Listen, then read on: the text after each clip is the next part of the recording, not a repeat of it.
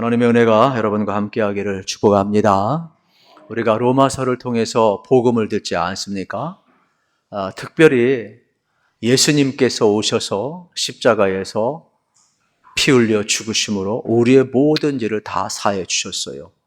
그리고 우리가 그 은혜를 믿는 자마다 의로워지고 우리가 이 신층이 특별히 믿음으로만 의로워지는 복음을 통해서 우리가 함께 구원을 받았습니다. 특별히 이 구원받은 복음을 받은 사람들은 어떤 은혜를 누리느냐? 두 가지 은혜를 누린다 그랬어요. 첫째는 하나님과 화평한 은혜를 누린다 그랬어요. 그리고 두 번째는 잃어버린 하나님의 형상을 되찾고 또 회복해 가기까지 우리가 소망하고 출고하며 그 은혜의 보좌 앞에 담대히 나아간다고 말씀을 드렸습니다. 그러면 우리가 복음을 듣고 하나님의 은혜로 구원을 받았고 믿음으로 구원을 받았는데 우리 하나님의 자녀가 되었는데 여기까지 우리가 한 일은 아무것도 없어요. 그러다 보면 신앙생활이라는 것이 무엇인가?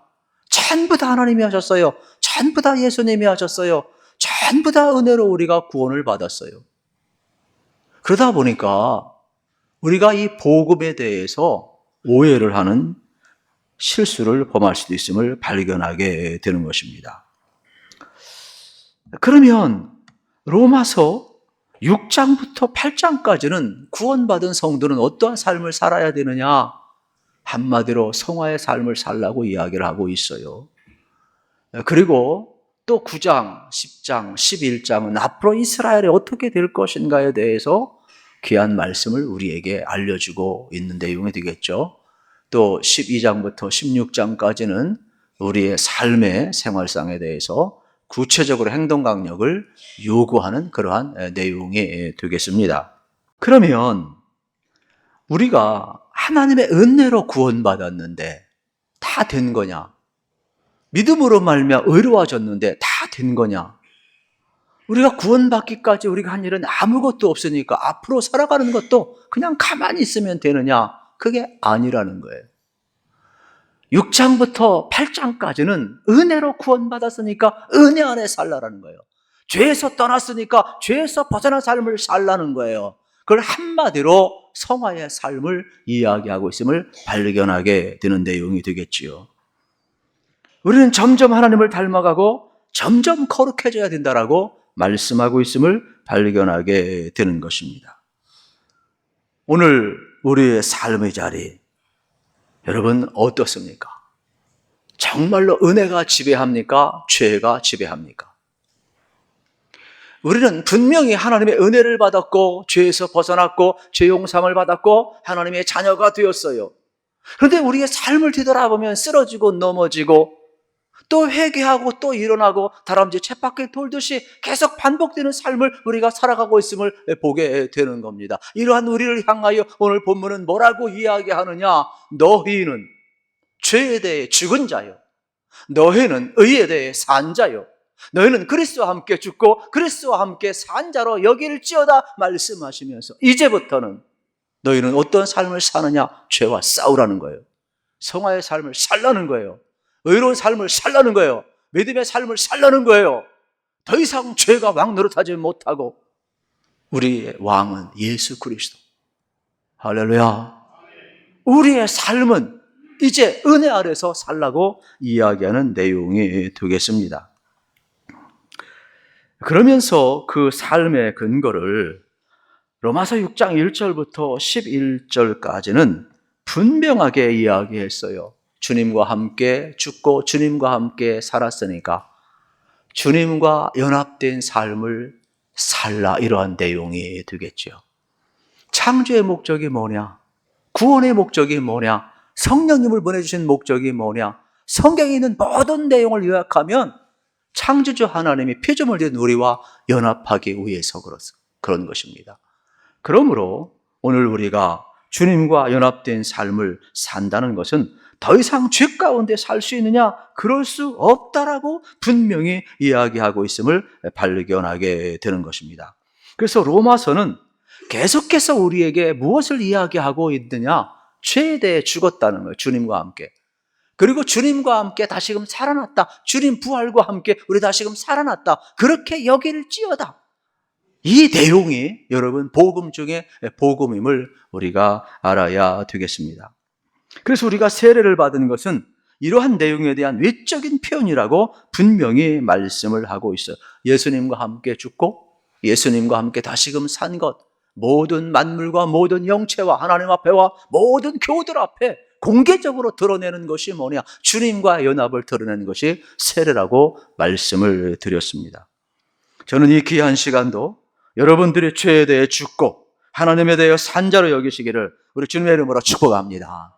이것이 여러분 오늘 본문에서 우리에게 요구하는 내용이 되겠죠.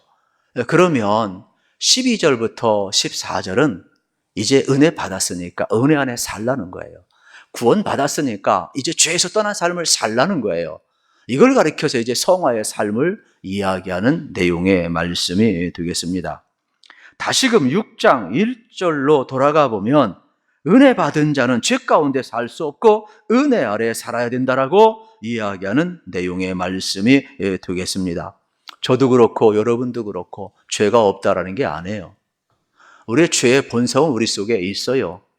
그러나 이제는 예수님이 오심으로 말미암아 예수님의 은혜로 예수님과 함께 십자가에 못 박혀 죽었으니까 본성으로 돌아가는 것이 아니라 은혜로 나아가라는 겁니다. 성령님이 도와준다라는 겁니다. 예수님이 여러분과 함께하고 있다라는 겁니다. 복음을 들으면 어느 개그맨이 이야기했던 것처럼 개그는 개그일 뿐 따라하지 말라 이야기했는데 설교는 설교일 뿐 따라하지 말라 그런 내용이 아니라는 거예요. 설교는 들었으면 변화가 일어난다는 거예요. 말씀은 들었으면 변화가 일어난다는 거예요. 설교는 개그가 아니라는 거예요. 그런데 오늘날 우리의 삶은 어떻습니까? 지금 로마서에서 우리에게 지금 전해주는 내용은 뭡니까? 정말로 변화의 삶, 성화의 삶, 예수님을 닮고 하나님을 닮아가는 그 자리로 나아가고 있느냐? 성경은 뭐라고 이야기해요? 나아가고 있다라고 이야기를 하는 거예요. 그런데 오늘 우리의 삶의 자리는 어떤가요? 물론 속도가 느린 사람도 있고 속도가 빠른 사람도 있을 것입니다. 예수 믿고 은혜 받아서 죄에서 떠나 변화의 속도가 성화의 삶이 여러분 빠르게 진행되는 사람도 있을 것입니다.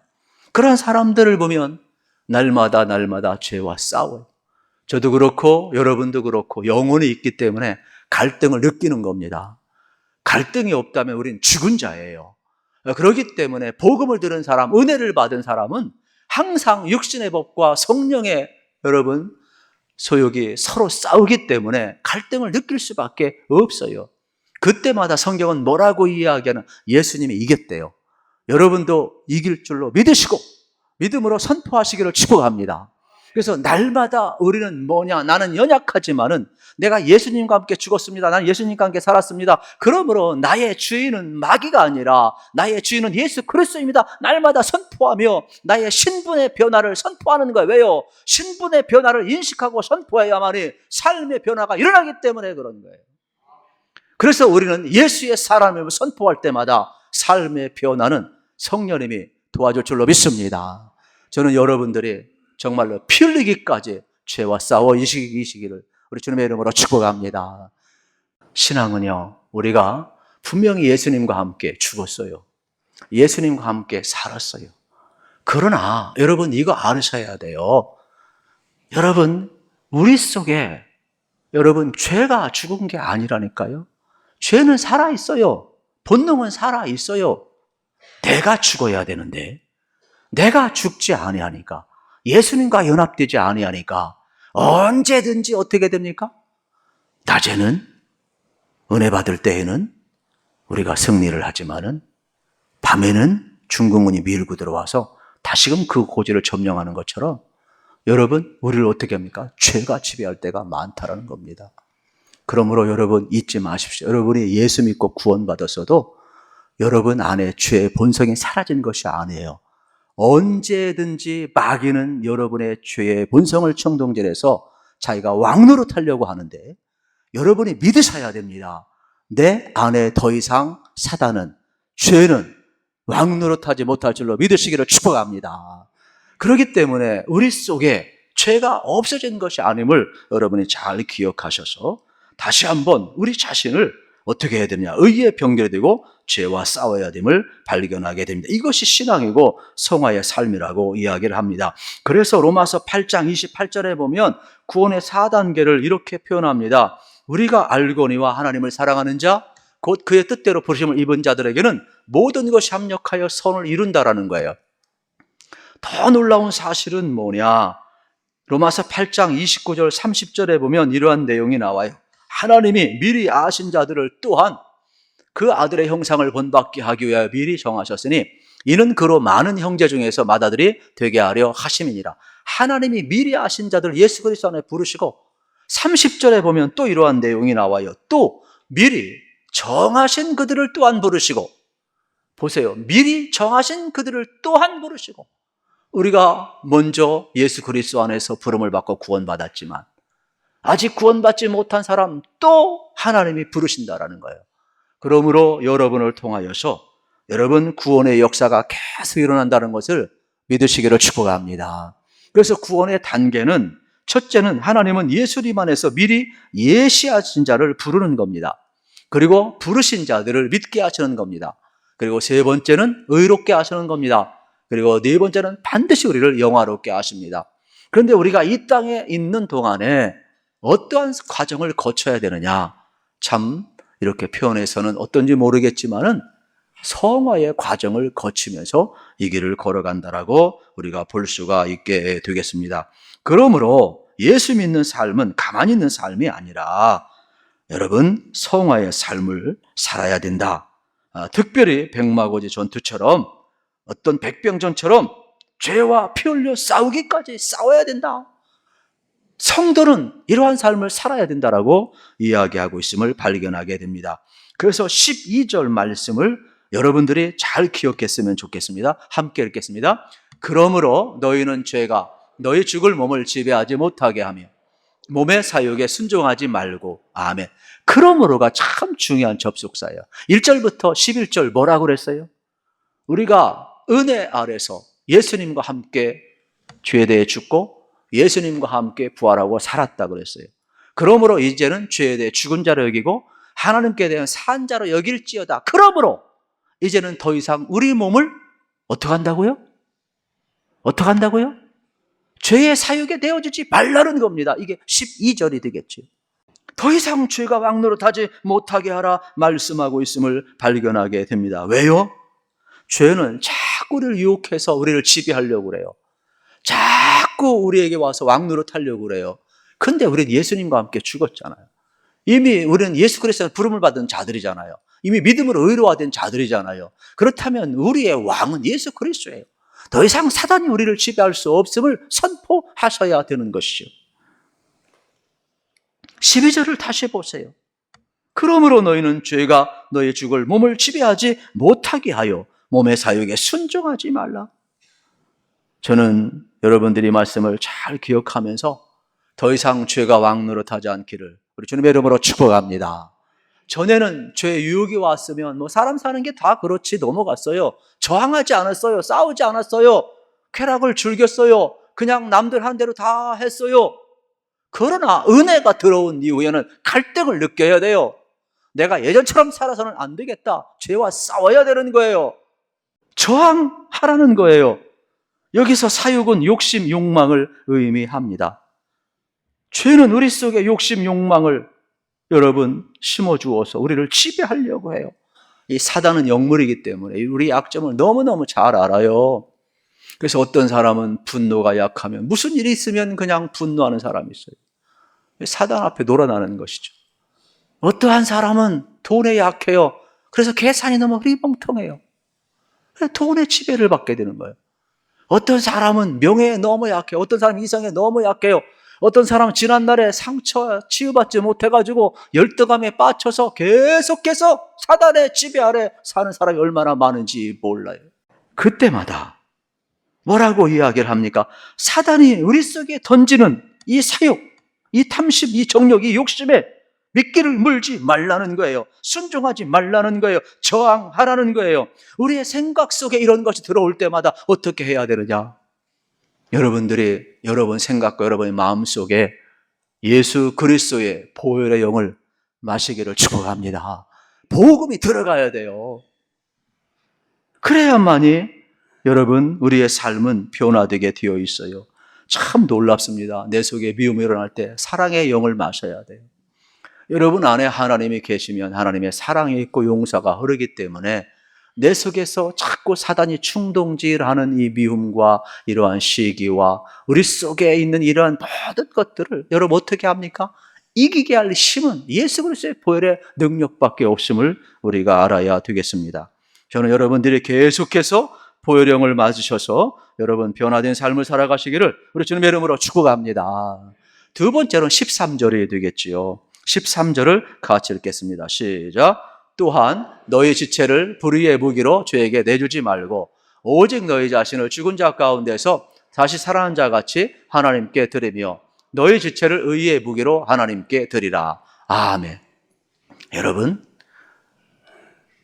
우리 몸을 불의의 병기로 드릴 것인지 의의 병기로 드릴 것인지 잘 선택을 해야 돼요. 우리는 의의 병기로 드려야 돼요. 전에는 불의의 병기였어요. 우리의 입, 우리의 손, 우리의 발, 우리의 모든 것들, 여러분 죄가 하자는 대로 다 불의의 병기로 들었어요. 그래서 우리의 입으로 험담하고 저주하고 한 입으로 찬성하면서도 한 입으로 험담하고 저주했어요. 우리의 손으로 어떻게 했습니까? 소매치기도 하고 여러분 복 했다라는 게 아니에요. 남의 것을 빼앗고 때리고 파괴하고 던지고 우리의 발효돼 죄 짓는데 너무나 발걸음이 빨랐어요. 그러나 주님과 함께 죽고 주님과 함께 산 자는 이제 우리의 입을 의의 병기로 들이소서. 여러분 어떻게 해야 되겠습니까? 하나님을 찬양하시고 복음을 전하시고 여러분 축복하시고 사랑하시고 살리는 입술로 쓰임받으시기를 축복합니다. 우리의 손길도 어떻게 해야 됩니까? 보듬어주고 격려하고 감싸주고 섬기고 축복하고 연약한 자 이렇게 세워주고 우리의 발걸음도 복음을 전하는 아름다운 발걸음이 되어야 되지 않겠어요? 더 이상 우리를 지배하는 것이 죄가 아니라 의라는 겁니다. 그러므로 여러분의 몸을 뭐라 그래요? 불의의 병기가 아니라 의의 병기로 드리라고 하나님은 우리에게 말씀하고 있음을 발견하게 되는 것입니다. 저는 이 은혜가 여러분 가운데 일어나기를 우리 주님의 이름으로 축복합니다. 세 번째로는 14절 말씀이 되겠죠. 같이 한번 읽겠습니다. 죄가 너희를 주장하지 못하리니 이는 너희가 법 아래 있지 아니하고 은혜 아래 있음이라. 아멘. 여기 법은 율법을 이야기하는 겁니다. 세상 법이 아니에요. 우리는 전에는 율법 아래 있었지만은 이제는 은혜의 법 아래 있다라고 이야기를 하고 있음을 발견하게 되는 것입니다. 우리가 육신에 거하는 동안 더 이상 죄가 왕노릇하지 못하게 하라. 이러한 내용의 말씀이 되겠습니다. 육신에 거하는 동안 우리가 넘어질 수 있어요. 그러나 더 이상 죄가 주장하지 못한다는 것을 이야기하고 있어요. 왜요? 선언합니다. 우리는 죄의 법 아래 있는 것이 아니라 은혜의 법 아래 있다라고 말씀하고 있습니다. 우리 몸을 의의 병기로 들으면 성화가 이루어지고 예수님을 믿고 나아가면 변화가 반드시 일어난다라고 이야기를 하고 있습니다. 그래서 우리는 율법 아래 태어난 것이 아니라 은혜의 법 아래 태어났다는 것은 시대를 잘 타고 태어났다, 이러한 내용이 되겠지요. 특별히 우리가 은혜 안에서 죄와 싸울 때에 성령님 우리를 도와주시고 성령 충만함을 구하게 되면 우리는 예수님과 더불어 싸우기 때문에 나는 백전백패할 수밖에 없지만은 예수님이 우리의 대장이시니까 예수님을 앞세우면 여러분 얼마든지 죄와 싸워 이길 수 있음을 우리에게 가르쳐주고 있습니다. 그러므로 성령 충만함을 구하시고 은혜 아래 살아가시기를 우리 주님의 이름으로 축복합니다. 율법은 율법의 요구가 있습니다. 그러므로 율법의 요구대로 살라고 말씀하는데 율법의 요구대로 살지 못하면 심판을 받습니다. 십계명을 보세요. 두 가지죠. 뭐뭐하라, 또 뭐뭐하지 말라. 그런데 만약에 여러분 우상을 섬기지 말라, 우상 섬기면 벌 받는 거예요. 내 부모를 공경하라, 살인하지 말라, 도적질하지 말라, 뭐하지 말라, 뭐하지 말라 하면은 벌을 받게 되어 있는 거예요. 문제는 하나님의 요구가 있고 하나님의 법이 있는데 요구는 하는데 우리는 지킬 힘이 없다라는 거예요. 율법이 나쁜 것이 아니에요. 하나님의 뜻을 알려줘요. 복된 길을 알려줘요. 그러나 살 힘은 안 주는 거예요. 은혜는 뭐예요? 죄된 우리에게 죄를 이길 힘을 주시는 거예요. 성령님을 주시는 거예요. 복음의 능력을 주시는 거예요. 그러므로 우리는 더 이상 여러분 율법의 요구대로 사는 것이 아니라 은혜 아래 사는 자라고 이야기하고 있음을 발견하게 되는 것입니다. 구약시대를 보세요. 모세시대 율법을 받았습니다. 그러나 율법의 요구대로 살았습니까? 율법의 요구대로 살지 못하고 저주받았습니다. 여러분 사사시대에 어떻습니까? 율법을 준행하지 못했어요. 이방처럼 왕을 달라해서 왕정시대를 열었어요. 왕정시대 율법의 요구대로 살았습니까? 율법을 준행하지 못했어요. 그래서 그들은 어떻습니까? 포로로 끌려가서 포로시대 율법의 요구대로 살았습니까? 살지 못했어요. 포로 이후에 그러면 그들이 돌아와서 율법의 요구를 지켰습니까? 지키지 못해 영적 암흑기를 가져왔어요. 그래서 우리 주님이 오신 것 아닙니까? 율법은 율법대로 살라고 요구하지만 힘을 주지를 않아요. 그런데 사도 바울은 뭐라고 이야기하느냐? 지금은 은혜의 시대라는 거예요. 예수님이 오셔서 죄인된 우리를 사랑하시고 십자가에서 우리의 죄를 다 사해 주셨다라는 거예요. 그러므로 창조의 원리와 구속의 원리는 뭐냐? 죄인된 우리와 주님이 연합하기 위함이에요. 하나님이 연합하기 위함이에요. 믿음으로 우리가 연합을 하는 것이죠.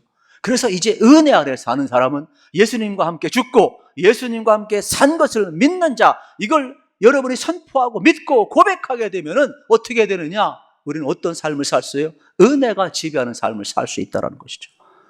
성령 충만을 구하시고 여러분 은혜가 지배하는 삶을 꼭 사시기를 축복합니다. 그러므로 여러분들이 죄와 싸워 이기셔서 이제는 승리를 선포하시고 여러분 하나님 앞에 우리 자신을 정말로 산제물로 거룩하게 드리시기를 축복합니다. 그래서 하나님 앞에 드려 우리는 쓰임받을 수 있다는 것이죠.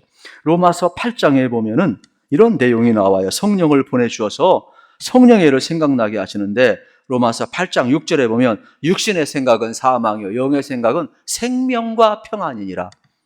저는 여러분들이 육신의 생각을 죽이시고 영의 생각, 생명과 평안이 임하기를 우리 주님의 이름으로 축복합니다. 하나님께서는 우리들에게 새 마음, 새 영을 부어주시고 또 우리가 예수님을 잘 믿을 수 있도록 은혜도 주시고 성령도 부어주고 있어요. 그러므로 이제 여러분 자신을 선택을 하셔야 되겠습니다. 여러분 주인은 더 이상 마귀가 아니에요.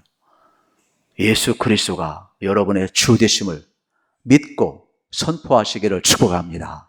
죄에 대해 죽었어요. 이제는 의에 대해 산자로 여기시고 믿음으로 연합하시고 성령의 도움을 구하셔서 여러분이 거룩한 삶, 성화의 삶 살아가시기를 축복합니다. 오늘날 우리가 범죄하는 이유는 뭐냐? 모든 사람들이 추구하는 행복을 인생의 목표로 정하기 때문에 범죄하는 거예요. 여러분 어떻게 모든 사람이 추구하는 행복이 인생의 목표가 될 수 있습니까? 그러다 보니까 세상 사람과 예수 믿는 사람과 가치관이 아무것도 다르지 않아요. 교회 안에 사는 사람과 교회 밖에 사는 사람, 예수 믿는 사람과 예수 안 믿는 사람. 왜요? 똑같은 행복을 추구하니까 어떻게든 나의 행복을 느끼면 됐다라고 생각을 하는 거예요. 그러다 보니까 너무나도 마귀가 미끼를 줄 때 다 무너질 수밖에 없어요. 탐심 앞에 다 무너질 수밖에 없어요. 우리 그리스도인들은 죄에 대해 죽고 의에 대해 산자로 여길지어다 그랬어요. 그러므로 행복을 넘어서 우리는 하나님을 닮아가는 주님과 연합한 성화의 삶, 거룩함이 우리의 목표가 되어가고 성령님이 도와주실 것을 믿으셔서 죄와 피 흘려 싸우시고 이기시기를 우리 주님의 이름으로 축복합니다.